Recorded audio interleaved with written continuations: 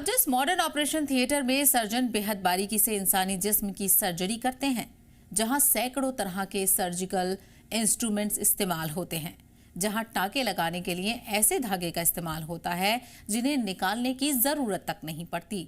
इस सफर की शुरुआत कहां से हुई? पहली बार इंसान ने सर्जरी करने के बारे में कब सोचा?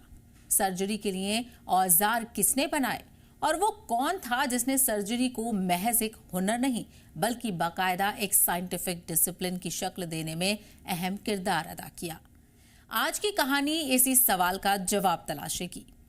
10वीं सदी के एक ऐसे अजीम मुस्लिम तबीब जिसका नाम मेडिकल साइंस की तारीख में हमेशा के लिए दर्ज हो गया, अबुल कासिम अल-ज़हरावी, जिन्हें लैटिन दुनिया में अबुल कासिस के नाम से भी जाना गया, अल अंदलुस के शहर कार्डोबा के करीब पैदा हुए और उन्होंने अपने जिंदगी का बड़ा हिस्सा तिब और सर्जरी की स्टडी और अमल में गुजारा।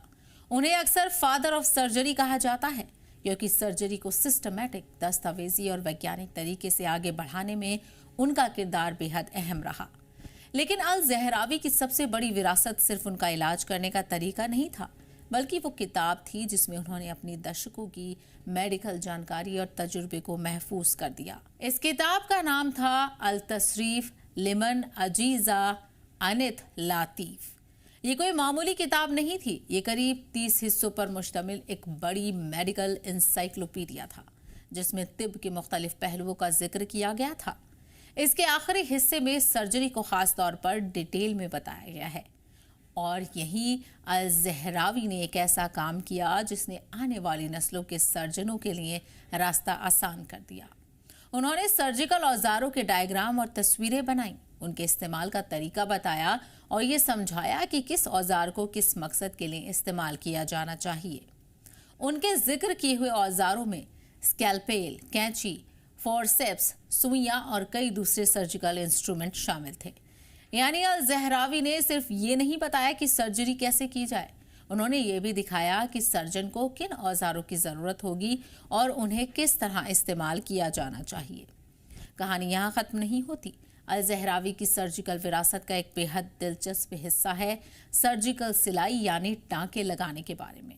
उन्होंने जानवरों की आंत से तैयार होने वाले धागे, जिसे आज आमतौर पर कैटगट के नाम से जाना जाता है, उसका इस्तेमाल अंदरूनी टाकों के लिए किया। यहाँ एक अहम बात समझना जरूरी है, अल-ज़हरावी ने कैटगट की बुनियाद नहीं रखी थी। जानवरों की आंत से बने धागे का इस्तेमाल उनसे पहले भी मुख्तलिफ हवालों में मौजूद है, लेकिन अल-ज़हरावी ने इसके इस्तेमाल को सर्जिकल तकनीक में सिस्टमैटिक तौर से दर्ज किया और इसे मेडिकल साइंस का हिस्सा बनाया। ऐसे जिस्म में घुलने वाले टाकों का सबसे बड़ा फायदा ये था कि कुछ मामलों में इन्हें बाद में निकालने की जरूरत नहीं पड़ती थी क्योंकि बॉडी इन्हें धीरे धीरे एब्जॉर्ब कर सकती थी। यानी एक ऐसा हल जिसने सर्जरी के बाद मरीज की देखभाल को आसान बनाने में मदद की। और फिर आया इस किताब का वो सफर जिसने अल-ज़हरावी के इल्म को अल अंदलुस की सरहदों से बहुत दूर पहुंचा दिया। अल तसरीफ का एक बड़ा हिस्सा बाद में लैटिन में तर्जुमा हुआ और मध्यकालीन यूरोप में मेडिकल तालीम पर इसका गहरा असर पड़ा।